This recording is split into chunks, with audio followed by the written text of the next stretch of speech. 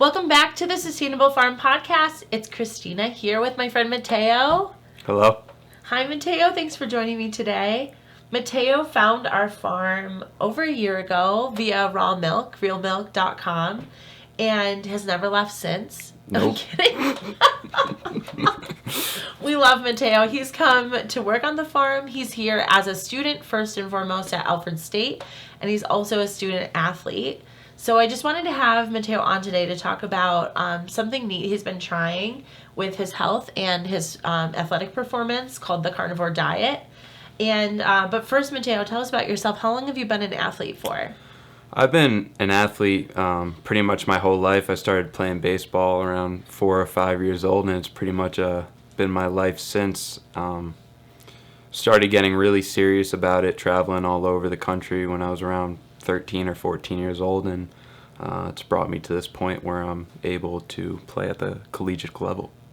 Yeah, and you're doing great. We've had so much fun watching you play. Thank you. Some great catches and some heart-stopping moments in the game. It gets intense. Mm-hmm. I was never a baseball fan until I met you. Did you know that? I didn't know that, but I used to make fun of baseball players. Really? Sorry, Matteo. No, that's fine. I just didn't think it involved skill. Don't be offended by that. It was just out of ignorance. But now I'm seeing how much skill is really involved. Oh, 100%. A lot of people on the surface, it's pretty boring, pretty slow-paced, but I think the more you watch and the more you experience it, it definitely helps. And having somebody to root for definitely makes it more interesting. I'm amazed. It takes a ton of stamina and endurance just as much as all the other competitive sports. 100%. So it was out of pure ignorance. Baseball is awesome. So my second question is, what was your diet like growing up? What did you eat while you were training, since you've been an athlete for a long time? Yeah, so growing up, it was pretty much the standard American diet. I love my parents. Shout out mom and dad. But just like a lot of parents, kind of been fed some mistruths about optimal nutrition, and especially fueling an athlete. So definitely grew up on the standard American diet. And carbing up in the food pyramid. Yep, carbing up, a lot of processed foods, a lot of carbs. And how did that affect your performance when you were in the moment? Did you notice a difference if you ate pasta before a game, or something processed versus something more whole food? Mm-hmm.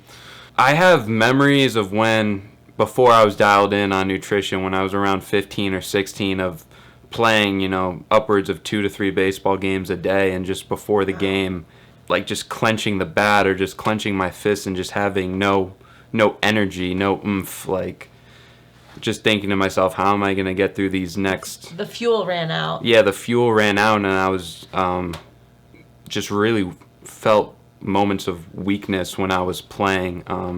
That's something that I can look back now and definitely attribute to nutrition. That's crazy. And did you get that cramping type, dehydration feeling, but you were drinking water? Did that ever happen to you? Yep, tons of water, and also tons of cramping. I just figured it was part of being an athlete, just dealing with nagging injuries and cramps and things like that. From my limited nutritional experience on the farm, a lot of that happens to athletes, and basically it's just a lack of electrolytes from whole food. We think Gatorade when we think sports, right? Mm-hmm. But really electrolytes are in things like bone broth, in things like whole vegetables, and just nourishing broths and meats and things like that. So if you're eating more of a processed meal, you're going to be lacking those good electrolytes, no matter how much Gatorade you drink, because Gatorade is full of sugar. Exactly, and also just pounding tons of plain water on top of that, which is devoid of really any substance. It's just going to kind of take the nutrients, the little nutrients that I had in me, just going to take them away. Yeah, for sure. A lot of people now salt their water. Once we're getting more education on this, you basically salt your water till you can taste the salt and then back off a smidge. So it's interesting. As science is developing and nutrition is becoming more recognized, especially in sports medicine and things like that, it's cool. So what made you on this healing journey of just enhancing your performance? How did you find the carnivore diet? Pretty much just taking to the internet and just researching a bunch, Google, YouTube, my best friends, and that took me on a journey of experimentation and finding what works, what doesn't, and it eventually led me to Carnivore. Yeah, it's super cool. I remember when you were thinking about it and like did a modified version first, where you had eggs and milk, right? And then went completely carnivore. And so it was good. I think it was really great that you eased into it. I'm not a big fan of like cutting something cold turkey, and I think that's a huge metabolic shift for your body, again, with my limited nutrition experience. So I think it was really good to like ease into it. How did you feel during that process? It was definitely a little bit of an adjustment period. I was feeling moments of low energy in the beginning, but I think I could attribute that to just withdrawal from carbs. Yeah. But once I got over that 7 to 10 day period, just everything skyrocketed through the roof health-wise. That's awesome. Yeah, there's always going to be a weird period of like your body shifting no matter what. And then like even when you're reintroducing things. So it's good that you did it like for more than 7 days, because sometimes people try something for a week and then they give up. But really it's just not a long enough period of time to see how long. And I can't remember, you did it for over a month? Did you do it for a couple months? I think it was just around 1 month. Okay. I did strict carnivore for. And I remember you just being like, I eat food to live. Like, you just had a whole different relationship with food. Can you talk about that?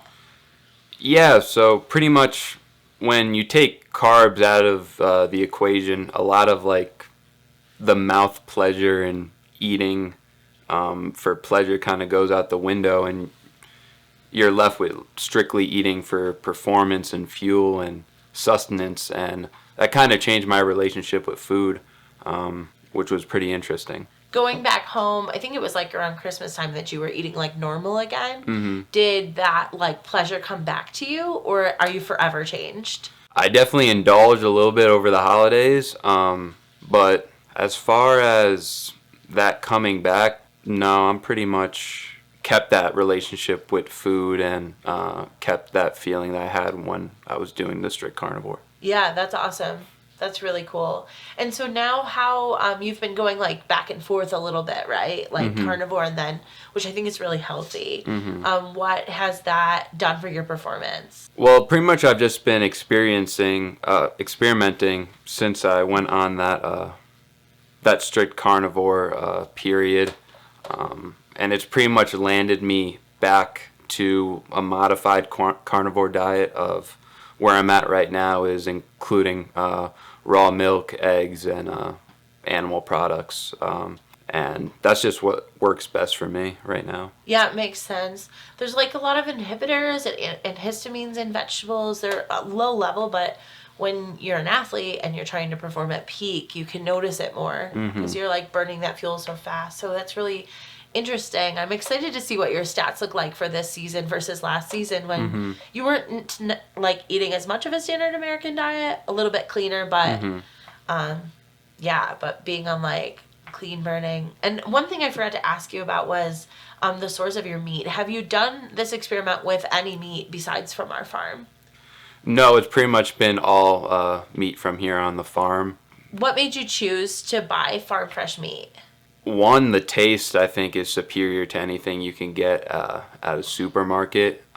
Secondly, based on my research, we know that things like the omega-3 to omega-6 fatty acid ratios are superior. Quite superior when talking about pasture-raised, grass-fed, grass-finished beef compared to supermarket beef. And just also based on my past experiences with store-bought animal products that just didn't really jive with my gut well. And I like having the peace of mind knowing that I'm eating a healthy animal that was happy, healthy, raised the right way, feed an ancestrally consistent diet, and I'm just getting those healthy epigenetic messages transferred to me, the transfer of health. Yeah, that's awesome. It makes a ton of sense. Mm-hmm. So cool. All right, if you're local to the area, check out Matteo at the Alfred State home games. We will be there rooting for him and the rest of the guys. We're so excited to see you guys succeed, and you're doing really well. Yep. And so yeah, thank you so much, everybody, for tuning in.